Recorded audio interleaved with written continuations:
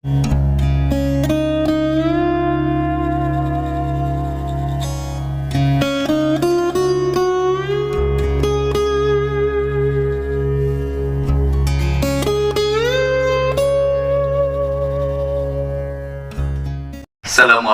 warahmatullahi wabarakatuh.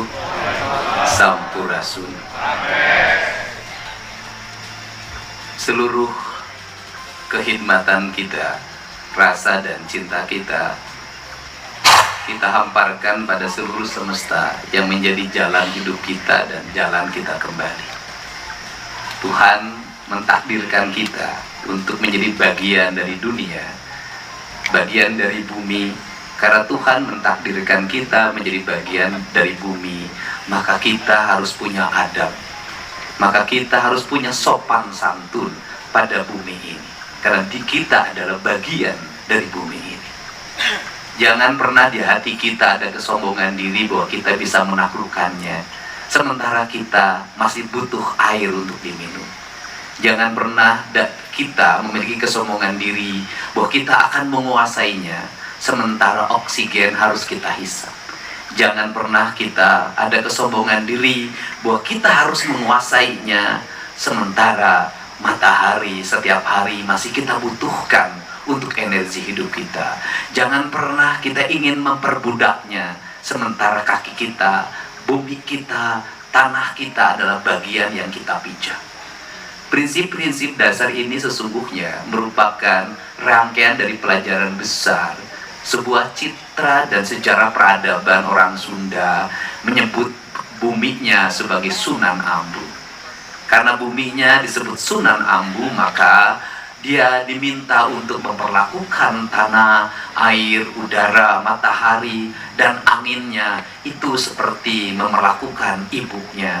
Karena memperlakukan ibunya, maka dalam setiap waktu dia membukukan badannya, bahkan mencium tanahnya sebagai bentuk rasa khidmat, rasa cinta, rasa sayang, rasa penuh kasih. Dan dari interaksi itulah lahirlah manusia-manusia yang bahagia, manusia yang dalam dirinya penuh dengan penyerahan diri secara totalitas. Tak pernah sedikit pun ada rasa galau, tak pernah sedikit pun dalam dirinya rasa bimbang. Karena apa? Tidak pernah takut dalam dirinya rasa lapar. Karena apa? Karena seluruhnya alam raya sudah mengaturnya dalam lakon kehidupan. Prinsip dasar itulah yang disebut dengan ideologi Siliwangi, alamnya alam Pajajaran. Alam Pajajaran itu adalah alam yang meletakkan manusia pada sebuah hamparan yang sama, sehingga tidak ada cacat, tidak ada menak, tidak ada pejabat, tidak ada rakyat, maka dia sama, seamparan, sejajaran. Sampai pada tingkatan bahasanya pun di alam Pajajaran tidak dikenal undak usuk basa, atau tidak dikenal tingkatan bahasa, karena dia adalah ngaing, ngaing adalah dia. Itulah prinsip-prinsip dasar teologi yang kemudian juga menjadi kosmologi, dari kosmologi menjadi sosiologi. Itu yang membedakan falsafah kita dengan falsafah barat. Falsafah di Sunda, itu falsafah di kampung, falsafah di Jawa, dimanapun, pasti mengajarkan alam bihari, alam kiwari dalam alam boiso. Kalau mungkin dalam ajaran Platonya, itu ada alam ide, kemudian alam realitas, dan alam masa depan. Cuman bedanya keluhuran budi orang-orang kita, leluhur-leluhur kita itu meletakkan diri pada penyerahan dan tidak mengakui pengetahuan yang dimilikinya. Karena dia tidak mengakui pengetahuan yang dimilikinya, hirup ukur sasampuran, awak ukur sasampayan, sariring riring dumadi, sarengkak saparipola, sadaya kersaning gusti. Dia menulis itu tidak diakui sebagai karyanya. Dia membuat cerita narasi tidak diakui sebagai karyanya, maka tidak dikenal itu hak cipta dalam dirinya. Karena tidak dikenal hak cipta dalam dirinya, maka novel-novel indah dalam cerita rakyat tidak ada satupun itu punya siapa dan karangan siapa dan boleh dipergunakan oleh siapapun tanpa membayar hak cipta. Karena apa? Karena dia sebagai penulis, dia sebagai pengarang cerita, dia hanya dititipi oleh sang semesta untuk disampaikan. Maka dia tidak boleh meraih untung dari apa yang dia ucapkan. Sebuah nilai yang sangat tinggi. Untuk itulah akhirnya kita tidak bisa mengklaim sebagai sebuah pengetahuan. Karena kita tidak mengklaim sebuah pengetahuan, maka pada akhirnya pengetahuan yang ada hak ciptanya itu yang mendominasi dalam narasi pikiran kita.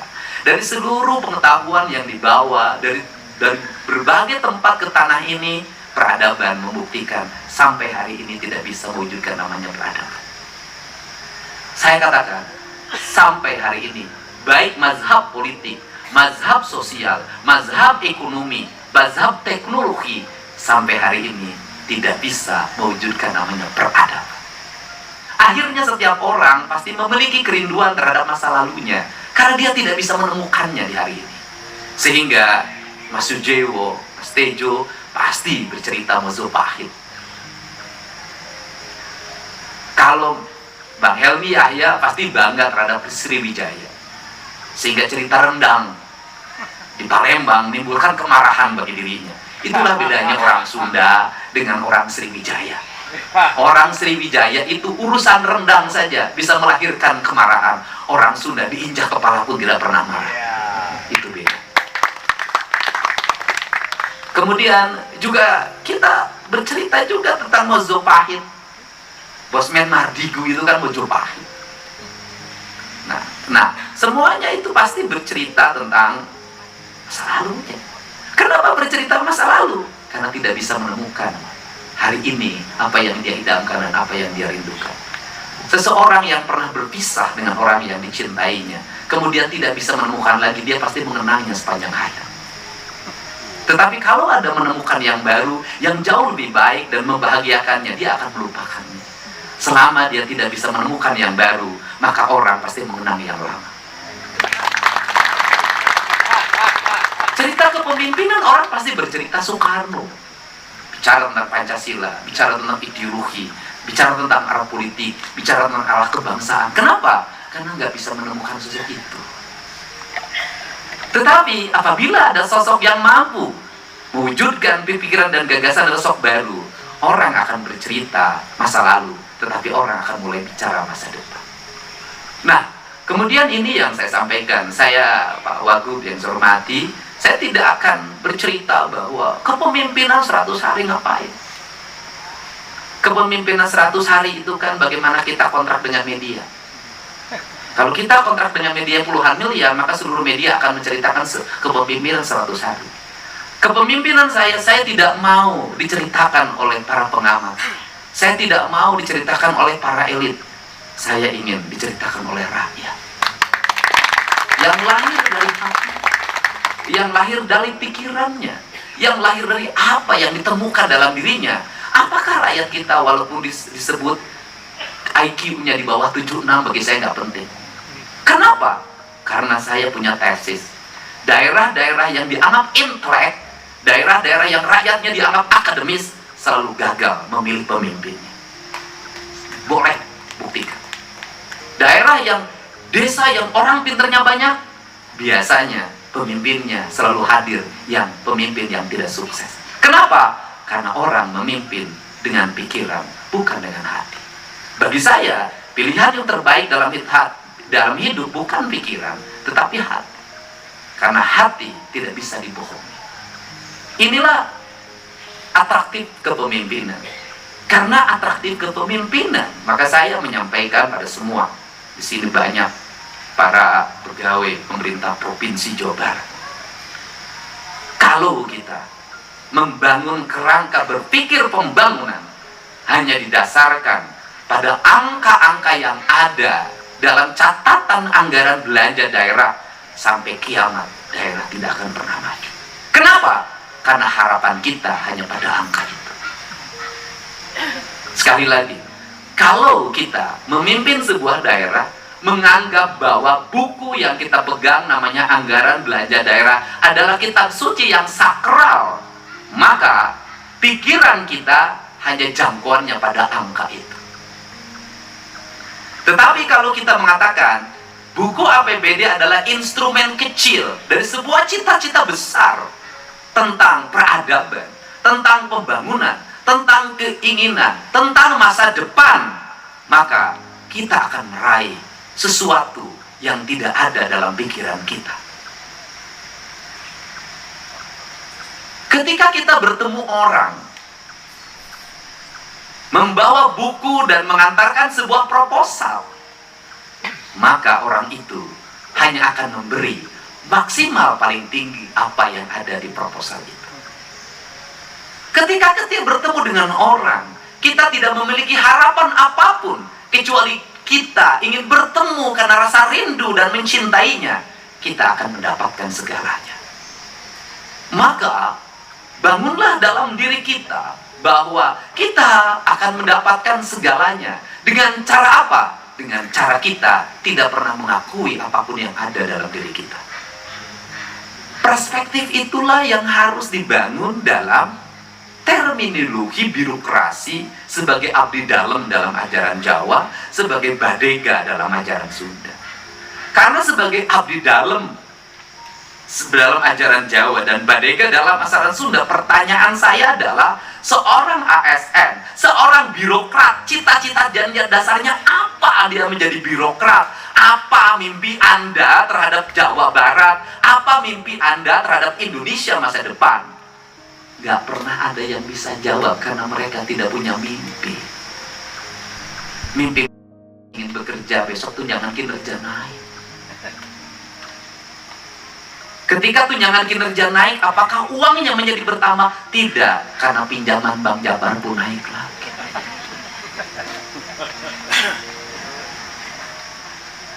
Ketika seorang manusia menganggap rezekinya itu ada pada catatan kertas gaji dan pendapatan yang ada yang diatur oleh negara, maka rezekinya hanya sampai di situ. Ketika kita tidak berharap pada itu, bahwa pengabdian kita adalah pengabdian sejati, pengabdian kita adalah apapun kita korbankan untuk sebuah pengabdian itu, maka hamparan rezeki akan Anda dapatkan dari seluruh pesada alam ini. Ini catatan penting tentang negara. Ini catatan penting tentang hidup. Saya selalu membuat analogi tentang kehidupan ini. Cerita ibu saya yang sekolahnya SD tamat kelas 1, tidak bisa baca tulis, mengelola 9 anak, 9-nya sukses tanpa satu jengkal pun tanah yang terjual dalam kehidupan. Maka kenapa saya nggak begitu kagum terhadap tokoh-tokoh ekonomi itu? Kenapa nggak penting bagi saya? Kenapa? Karena negeri ini sudah berulang-ulang saya ngomong, sudah berapa gunung yang hilang, sudah berapa kilometer mil laut yang hilang, sudah berapa miliar kubik pasir yang hilang, sudah berapa ton emas hilang, sudah berapa miliar kubik nikel yang hilang, batu bara yang hilang. Pertanyaannya adalah, apakah negeri ini makmur? Apakah negeri terbebas dari hutang? Tidak.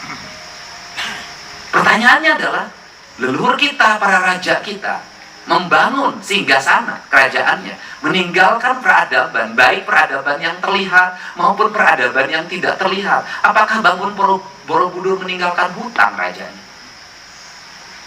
Apakah bangun Prambanan rajanya meninggal hutang? Oke, kita turun zaman Belanda. Belanda membangun jaringan kereta api, Belanda membangun bendungan, Belanda membangun jaringan jalan, Belanda membangun pangkalan udara, bahkan pangkalan udara yang dibangun oleh Belanda jauh lebih banyak dibanding kita merdeka. Bahkan kita yang gagah ini, yang ngaku ahli pembangunan, yang ngaku ahli ekonomi, kantornya pun masih di kantor gedung peninggalan Belanda. Kantor bekas Belanda, jalan bekas Belanda, pelabuhan peninggalan Belanda, irigasi peninggalan Belanda. Kenapa kita justru hutang kita banyak?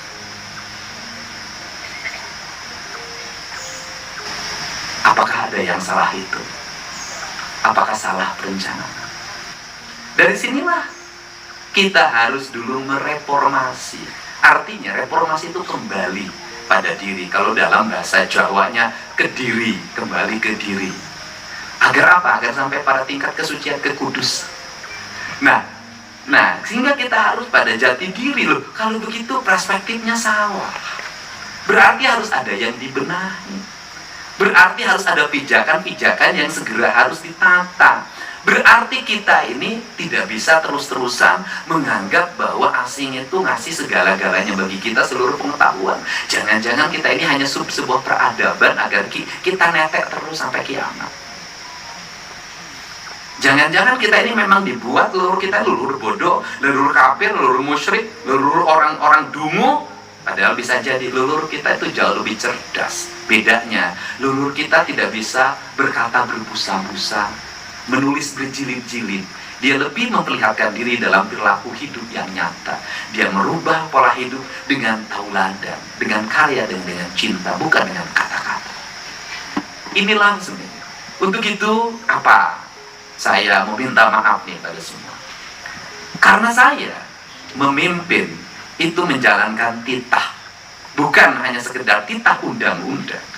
Bukan hanya titah tentang sebuah keputusan yang menetapkan saya, tetapi ada yang lebih tinggi dari itu, titah leluhur. Karena itu titah leluhur, maka saya akan menjalani menapaki itu. Bagi saya, APBD adalah instrumen. Bagi saya, birokrasi adalah bagian dari instrumen itu. Tetapi yang lebih besar dari itu adalah saya ingin mengembalikan seluruh alam Sunda itu minimal dari sisi kebijakan kepada alamnya. Minimal tidak ada lagi peristiwa di mana 20 orang meninggal terkubur di atas bebatuan. Dan kemudian keluarganya ditinggalkan secara sia-sia. Sedangkan empunya yang merasa diri paling hebat itu ternyata 1 rupiah pun tidak bertanggung jawab. Sehingga dari situ, sebentar lagi Agustusan, jangan terus-terusan kita menyebut kata pribumi, kata pribumi, kata pribumi. Ingat, dulu yang berkhianat pada bangsa ini juga pribumi. Dulu yang menjadi bagian dari kolonial juga pribumi. Dulu Pajajaran juga runtuh, hancur karena pribumi. Tidak juga. Manusia itu, akhirnya saya punya kesimpulan, tidak ada orang asing, tidak ada orang Tiongkok, tidak ada orang Korea, tidak ada turunan Majapahit, tidak ada turunan Timur Tengah, tidak ada turunan Mataram, tidak ada turunan Pajajaran. Universalitasnya adalah tergantung pada hatinya. Jiwa hianat ada pada siapapun dan akan dilakukan pada siapapun. Ideologinya mau kapitalis, mau komunis, jiwa hianat itu ada. Sehingga saya nggak mau lagi berdebat urusan ideologi lagi. Itu sudah nggak penting lagi. Saya ingin bicara manusia itu berdasarkan rasa dan cintanya. Nggak lagi mau ngomong ini haknya pribumi yang di sini. Kamu orang situ tetap saja pada karyawanmu saja kamu menindas, tidak ngasih BPJS, tidak ngasih perlindungan apapun. Kamu lebih jahat daripada Belanda sekalipun. Karena simbolisasi pribumi, simbolisasi agama itu seringkali dibawa sebagai simbol kekuasaan dan simbol kepentingan. Dan seringkali kita mempertuhankan simbol-simbol itu, melakukan pembelaan tanpa menggunakan nalar, yang pada akhirnya kita tidak mendapat apa-apa. Sehingga kita nggak bisa lagi. Bisa jadi orang yang dekat dengan saya tidak mesti harus orang Sunda, tidak mesti harus turunan Sunda. Kalau jujur nggak apa-apa, Palembang juga jadi direktur, bagi saya nggak masalah. Itu nggak ada urusan saya. Toh Persib juara juga kan pemainnya dari luar, bisa juara. Kalau ngandelin di dalam pemain Jawa Barat semua tentu jadi juara. Karena apa? Abadnya sudah berbeda, sudah bukan abad perserikatan lagi, di mana lawannya adalah semua pemain lokal. Lawannya sudah pemain asing, nggak mungkin lagi. Maka kita harus minum ke waktu, nih Bapak Kajama. Toh kalau sudah jadi juara, semua orang tepuk tangan, senang juga, membuat bahagia. Nah, ini. Nah, kemudian terakhir, saya akan menjadi pemimpin apa adanya. Saya nggak ada urusan, Pak. Jangan takut kan, jadi nanti citranya buruk. Nggak apa-apa, lebih baik buruk, tapi kemudian jadi pupuk organik dan bermanfaat, melahirkan pertumbuhan, perkembangan bunga-bunga yang indah, daripada kering kerontang, tak bisa melahirkan kehidupan. Jadi nggak ada masalah. Kenapa? Hidup harus jujur, Pak. Pemimpin ya kalau giliran nangis, ya nangis. Pemimpin kalau gilirannya lembut, ya harus lembut. Pemimpin kalau gilirannya joget, ya joget, ekspresikan kebahagiaan itu. Kenapa? Dunia milik saya, bukan milik Anda. Ngapain harus pencitraan? Cuek. Orang terserah mau nilai saya apa saja, nggak ada urusan bagi saya. Duda bebas. Bebas saya. Jadi kalau giliran marah, harus marah. Ya saya harus marah. Kenapa? Saya tahu psikologi orang Sunda. Nggak bisa. Jangankan orang lain nih, yang kecil tuh saya ninggi. Tanya sama yang asuh, meninggi saya. Kalau dia sudah kelihatan sifatnya berlebihan karena terlalu merasa dimanja oleh ayahnya dan seluruh lingkungannya satu pun gak ada yang berani larang, maka saya meninggi. Kamu ambil buku, ambil tas, masukin di tas. Anak saya itu kalau udah malam disuruh tidur itu main karena serem dengan teman-temannya sekampung. Jam 9:30 nggak mau tidur. Dia, aku pengen sakit ayah, aku pengen nggak mau bobo ayah, pokoknya aku nggak mau bobo ayah, aku bawa ke barak ayah. Orang lain kan takut dibawa ke barak. Anak saya tuh nantang. Apakah saya mundur? Enggak, saya tuh sadis. Maka saya ambil baju di lemarinya, masukin ke tas, masukin koper, dan simpen. Pergi kamu dari rumah ini, jangan pernah bertemu ayah lagi. Ayah nggak mau punya anak yang tidak punya arah dalam hidup. Apa yang dilakukan oleh dia? Dia memeluk kaki saya dan menangis dan mengajak tidur bersama.